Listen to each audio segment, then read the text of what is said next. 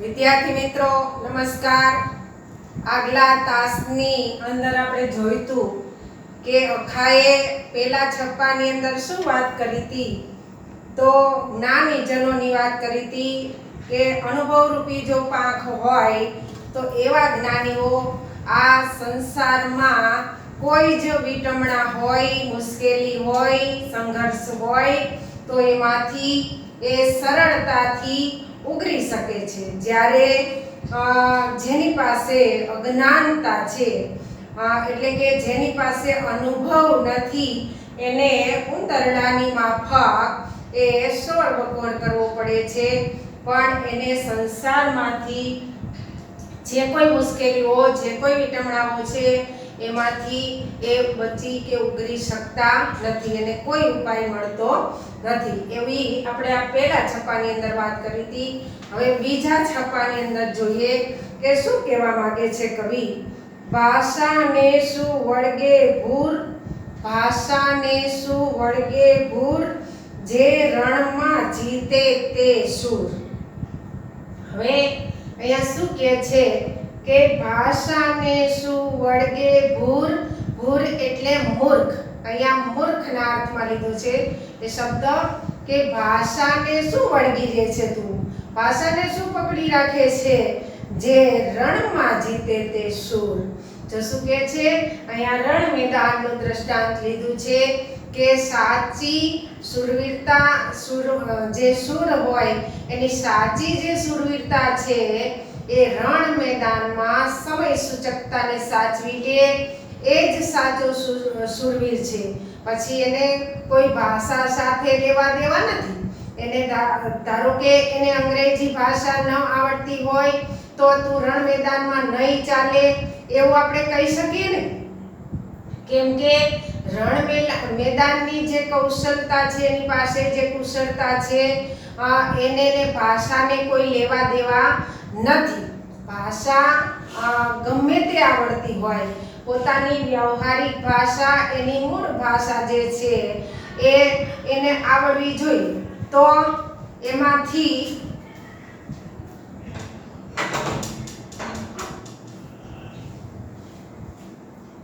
એની જે જૂની ભાષા છે, મૂળ ભાષા છે એને આવડવી જોઈએ, તો એમાં પણ એ વિચાર વ્યવહાર કરી શકે છે અને એની જે કુશળતા હોય એ કુશળતાને અને ભાષાને કોઈ લેવા દેવા નથી। અહીંયા કહે છે કે ભાષાને શું વળગીને રહ્યો છો, એ જે ભાષાને વળગીને રહે છે એ મૂર્ખ છે।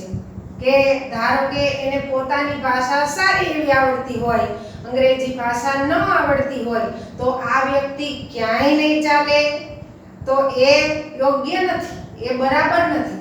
તો અહીંયા કવિ શું કહેવા માંગે છે કે ભાષાને શું વળગે ભૂર, જે રણમાં જીતે તે શૂર। જે પોતાની પાસે કુશળતા છે અને એ કાર્યમાં જે અજમાવે એ કુશળતાને એને જ શૂરવીર ગણાય, એ જ શૂરવીર છે। ભાષાને લીધે એને શૂરવીરતા પ્રાપ્ત થતી નથી। સંસ્કૃત બોલી શું થયું, કોઈ પ્રાકૃતમાંથી નાસી ગયું। જો ખૂબ સરસ અહીંયા વાત કરી કે સંસ્કૃત બોલીએ શું થયું, કોઈ પ્રાકૃતમાંથી નાસી ગયું। જો સંસ્કૃત ભાષા સરસ રીતે આવડતી હોય તો શું થયું, તો એનાથી એ બહુ પારંગત છે એવું આપણે ગણાવી ન શકીએ।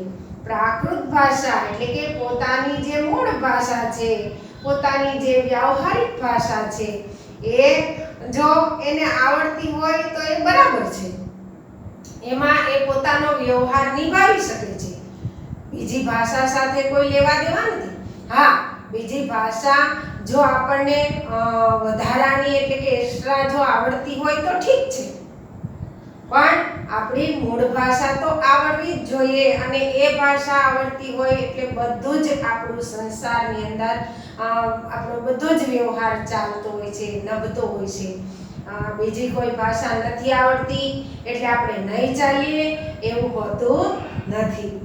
52નો સઘળો વિસ્તાર, 52નો સઘળો વિસ્તાર, આ અખા 53મો જાણે પાર।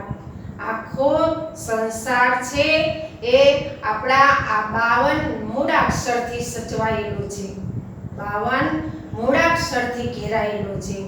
મોહ, માયા, આ બધું જ સંસારની અંદર આ 52 મૂળાક્ષરથી ઘેરાયેલું છે. પણ અખો તો અહીંયા 53મા અક્ષરની વાત કરે છે. 53મો અક્ષર કયો? તો પરમ તત્વ ઈશ્વર. તો કહે છે કે 52 અક્ષરથી ઘેરાયેલો જે સંસાર છે એ સંસારથી પર જઈ, એ સંસારથી, એની મોહ માયાથી મુક્ત થઈ અને જો 53મા અક્ષરને જાણવાના પ્રયત્ન કરો, એને મથો મેળવવા માટે, પ્રાપ્ત કરવા માટે, તો આખું જીવન તમારું પાર ઉતરી જાય છે. આખું જીવન પાર ઉતરી જાય છે એવું આ છપ્પાઓની અંદર, બંને છપ્પાની અંદર એવું કહેવા માંગે છે. અહીંયા એક એક વાક્યના જે પ્રશ્નો છે એ તમને પરીક્ષામાં પૂછાય એવા અને 2-3 વાક્યના મુદ્દાસર પ્રશ્નો, આ બધા જ તમને જે આ જો 2 છપ્પા બરોબર સમજાઈ ગયા હોય તો તમે સરસ રીતે લખી શકો. અહીંયા એક ઉદાહરણ તરીકે કહું કે નગરમાં આગ લાગવાથી કોણ ભય અનુભવતું નથી? તો કોણ ભય નથી અનુભવતું? પક્ષીઓ. કોણ? પક્ષીઓ ભય અનુભવતા નથી. ઉંદર શા માટે શોરબકોર કરે છે? નગરમાં આગ લાગી છે, પોતાને માટે કોઈ બચવાના ઉપાય રહ્યા નથી, આથી એ શોરબકોર કરે છે. કોની અનુભવરૂપી પાંખ આકાશમાં વિહરે છે? તો કે જ્ઞાનીઓની અનુભવરૂપી પાંખ છે એ આકાશમાં વિહરે છે. તો આવા એક એક વાક્યના પ્રશ્નો એ આપણા પાઠ્યપુસ્તકમાં જે આપ્યું હોય એના આધારે તમારે લખવા પડે. ત્યાર પછી વિદ્યાર્થી મિત્રો આપણે ઉખાણાની વાત કરીએ. એમના કવિ છે શામળ. મધ્યકાલીન ગુજરાતી સાહિત્યમાં કવિ શામળ સૌથી વધુ લોકપ્રિય પદ્ય વાર્તાકાર છે. જો એમણે વાર્તાઓ લખી છે પણ પદ્ય સ્વરૂપમાં લખી છે. શેમાં? પદ્ય સ્વરૂપમાં, પંક્તિઓમાં લખી છે. કાવ્યની ભાષામાં વાર્તાઓ લખી છે. તો એમાં એ મોખરે છે, લોકપ્રિય છે. અમદાવાદના ગોમતીપુર, વેંગણપુરના તેઓ વતની હતા. કથાકારનો તેમનો વ્યવસાય હતો. સંસ્કૃત, વ્રજ તેમજ ફારસી ભાષા ઉપર તેમનું પ્રભુત્વ હતું. 3 ભાષાઓને જાણતા હતા. સંસ્કૃત, પ્રાકૃત તેમજ અપભ્રંશ કાળની કથાઓનો આધાર લઈને તેમણે પદ્ય વાર્તાઓ લખી છે. પ્રેમ અને પરાક્રમના અદ્ભુત રસથી એમની કથાઓ ભાષા અને ભાવક બંનેને સમૃદ્ધ કરે છે. શામળે એમની પદ્ય વાર્તાઓમાં સમસ્યા, ઉખાણા તેમજ નીતિબોધના છપ્પાઓની રસમય ગૂંથણી કરી છે. શામળે પણ છપ્પાઓ લખ્યા છે, ઉખાણાઓ પણ લખ્યા છે. ઉખાણા એટલે કે બુદ્ધિને જે બુદ્ધિને કસે અને બુદ્ધિ કસવી પડે અને પછી એનો ઉત્તર મળે એને આપણે ઉખાણા કહીએ છીએ. મદન મોહના વેતાલ 25, નંદ 32, સુડા 72, ચંદ્ર ચંદ્રાવતી, પદ્માવતી જેવી પદ્ય વાર્તાઓ દ્વારા શામળે સમાજને ધર્મ, નીતિ તરફ વાળવાનો પ્રયત્ન કર્યો છે.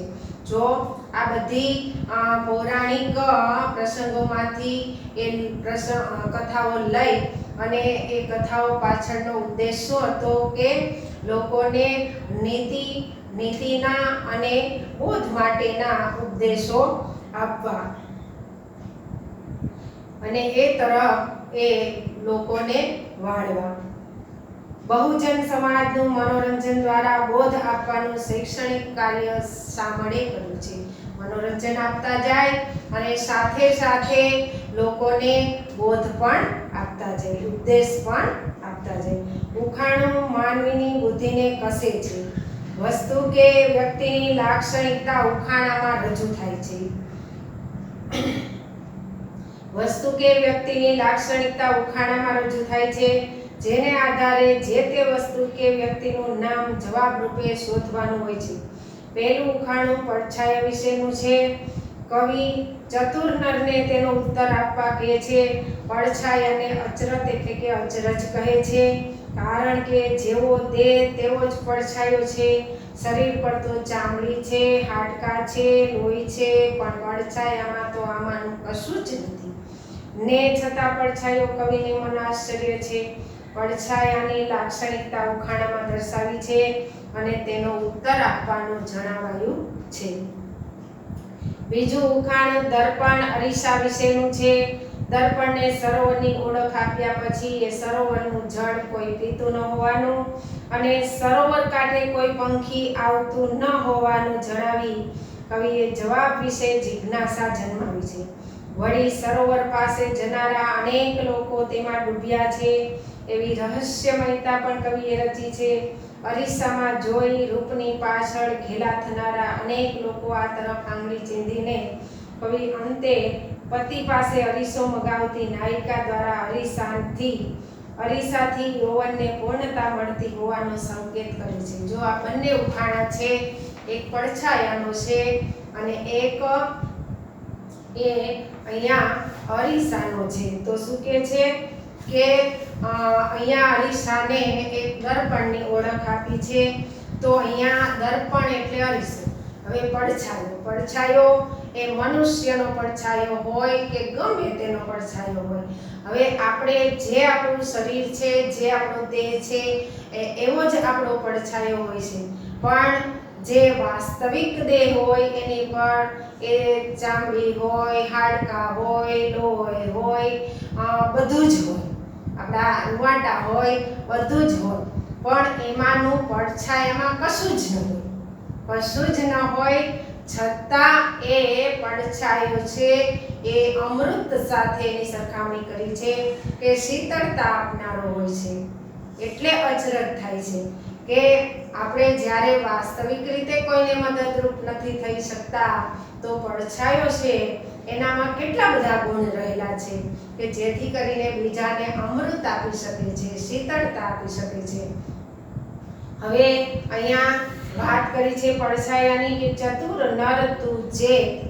નર જે બુદ્ધિશાળી વ્યક્તિ હોય એને ચેતવવાનું કહે છે, એને ચેતવણી આપે છે કે એક અચરત મેં દીઠું. અચરત એટલે આશ્ચર્ય. સમાનાર્થીમાં પૂછાય તો આશ્ચર્ય, અચરજ એટલે આશ્ચર્ય, નવાઈ. તો એ કહે છે કે ચતુર નર તું ચેત. એક નરને, એક પુરુષને, માણસને એ કહે છે કે તું ચેત, તું ચતુર બન. એક અચરત મેં દીઠું, એક આશ્ચર્ય મેં દીઠું. દીઠું એટલે જોયું. એક આશ્ચર્ય મેં જોયું છે. શું જોયું છે? તો કે સુંદર રૂપ સ્વરૂપ. એનું સ્વરૂપ છે ખૂબ સુંદર છે. સુંદર, કમનીય, લાવણ્ય સમાનાર્થીમાં પૂછાય તો શું કહે છે? એનું સ્વરૂપ છે એ ખૂબ સુંદર છે. અધિક અમૃતથી મીઠું. અમૃત કરતાં પણ વધારે મીઠું ગણાવ્યું છે. મીઠું, મધુર ગણાવ્યું છે. શું ગણાવ્યું છે? અમૃત કરતાં પણ એને મધુર ગણાવ્યું છે. તો એવું શું છે? તો કે કાયા ઉપર હાડ, હાડ ઉપર વાળ, ભણીજે એટલે કઈ? કાયા એટલે શરીર, તન.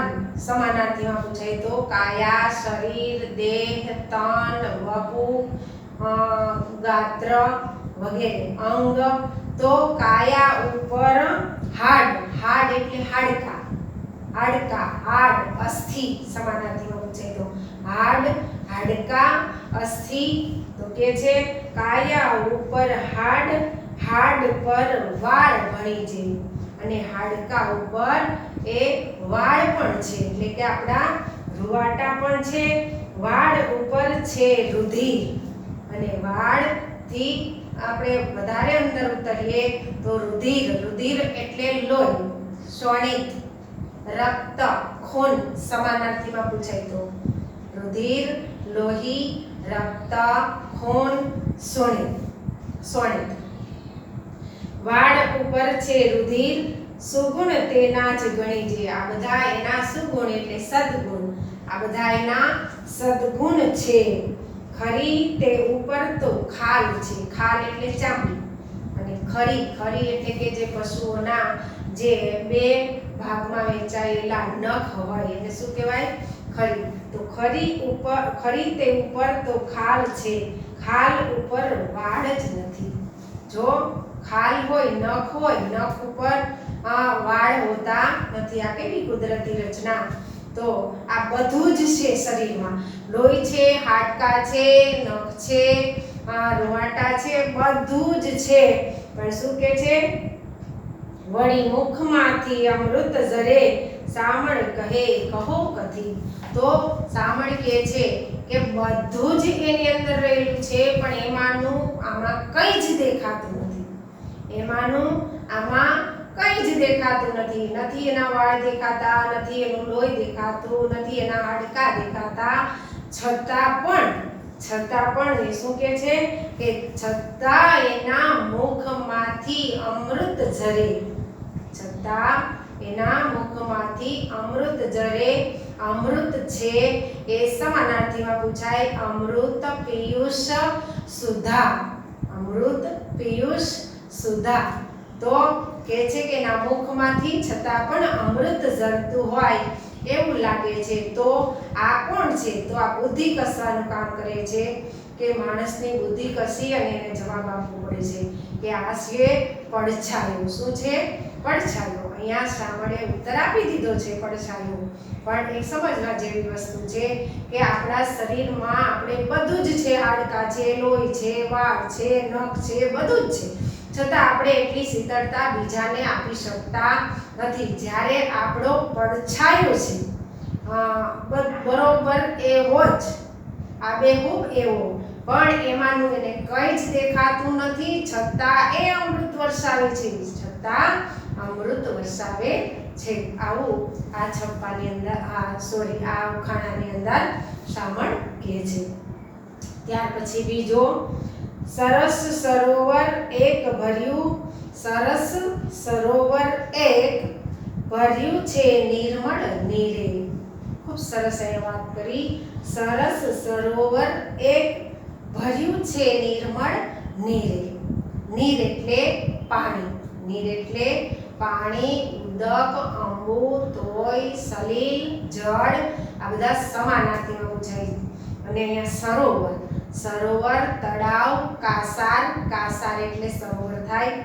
તો અહીંયા કહે છે કે સરસ સરોવર એક, સરસ સરોવર એક ભર્યું છે નિર્મળ નીરે. એક સરસ મજાનું સરોવર છે અને સરસ મજાના નિર્મળ, શુદ્ધ, મળ વગરનું. નિર્મળ એટલે મળ વગરનું. અહીંયા શબ્દ સમૂહમાં પૂછાય તો મળ વગરનું નિર્મળ એટલે કે શુદ્ધ પાણીથી એ ભરેલું છે. પીએ નહીં કોઈ પંથી. પંથી એટલે પ્રવાસી, મુસાફર, રાહી. સમાનાર્થીમાં પૂછાય તો પંથી, પ્રવાસી, રાહી, મુસાફર. તો કોઈ જ મુસાફર એનું પાણી પીતું નથી. સરસ મજાનું શુદ્ધ જળથી ભરેલું છે, છતાં પણ એનું કોઈ જ પાણી પીતું નથી. હંસ નવ બેસે તીરે. તીર એટલે કાંઠો. તીર એટલે કાંઠો. સમાનાર્થીમાં પૂછાય તો તીર, કાંઠો, ઓવારો, કિનારો અને કુલ, તો તટ, આ બધા એના સમાનાર્થી છે. તો હંસ નવ બેસે તીર. હંસ નામનું પક્ષી પણ એના તીરે બેસતું નથી, એટલે કે એના કાંઠે બેસતું નથી. તે સર સમીપ જાય, બુડે જન જોતા જાજા. હવે આ તોય પણ આ સરોવરની જો શુદ્ધ જળથી એ સરોવર ભરેલું છે, છતાં પણ એનું કોઈ પાણી પીતું નથી. હંસ એની કિનારે બેસતો નથી, છતાં પણ શું કહે છે? તે સર સમીપ જાય. સમીપ એટલે નજીક, પાસે.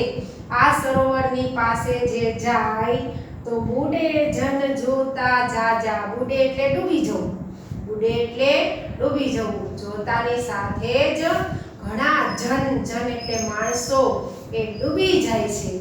એમાં ડૂબી જાય છે. દુઃખ ન પામે દેહ રહે તરબીબે તાજા. તરબીબ એટલે શરીર. તરબીબ એટલે શરીર. ઘણા બધા આ અરીસાને જોઈ અને એમાં મોહિત થઈ જાય છે અને એમાં જે સ્ત્રીએ પોતાનું સૌંદર્ય એમાં તૈયાર થઈ છે, પોતાની યૌવનતાને પૂર્ણતા આપે છે, પણ એ જોતાની સાથે એ સ્ત્રી પાછળ ઘેલા થાય છે, એના રૂપને જોઈને ઘેલા થાય છે, એટલે કે એમાં ડૂબી જાય છે. એવા લોકો ઉપર કટાક્ષ કર્યો છે. અહીંયા દુઃખ ન પામે દેહ, છતાં પણ કોઈ સ્ત્રી પોતાના આટલા સૌંદર્યને એ પૂર્ણતા આપવા છતાં પોતાના દેહમાં કોઈ દુઃખ પામતી નથી. રહે તરડી બે તાજા, અને છતાં પણ પોતાના શરીરથી તંદુરસ્ત રહે છે, તેજસ્વી રહે છે, સ્ફૂર્તિવાન રહે છે. કવિ શામળ કહે છે કારમું. કારમું એટલે ભયંકર થાય, આ તો બહુ ભયંકર ગણાય. હોશીજનને હિત થશે, જે હોશીજન જે ખરેખર આનંદી હશે એને તો એનું હિત સચવાશે, એનું હિત સચવાશે. સ્વામી લાવો સુહામણું, તો સોળે પૂરા થશે. છતાં પણ એક સ્ત્રી પોતાની યૌવનતાને પૂર્ણ કરવા માટે, પૂર્ણતા બક્ષવા માટે એ પોતાના સ્વામી પાસે દર્પણ મગાવે છે, અરીસો મગાવે છે, કે જેથી કરીને એ પોતાની યૌવનતાને, પોતાના યૌવનને પૂર્ણ કરી શકે.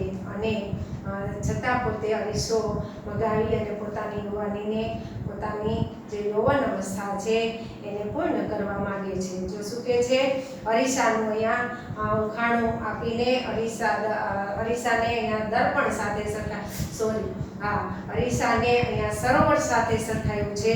સરોવરમાં જેમ જળ શુદ્ધ ભરેલું હોય તો પણ છતાં કોઈ પાણી ન પીવે, એમ અરીસો પણ સરસ મજાનો સ્વચ્છ અને આબેહૂબ બધું દેખાતું હોય તો પણ એમાં કોઈ જોવા જતા નથી. હા, એવા જનો જોવા જાય છે અને જાય છે એ ડૂબી જાય છે.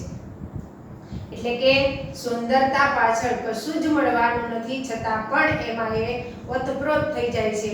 પણ એના ઓતપ્રોતથી કોઈ સ્ત્રીને ગેરલાભ થતો નથી અને ઉલટાના એ પોતાના પતિ પાસે પોતાની યૌવનતાને પૂર્ણ કરવા માટે અરીસો મગાવે છે, કે જેથી કરીને પોતાની, કેમ કે પોતાને જો જે કોઈ કે ખૂબ સરસ લાગો છો, ખૂબ આ તમને દીપે છે, આમ છે, તેમ છે, પણ એનાથી એને સંતોષ થતો નથી.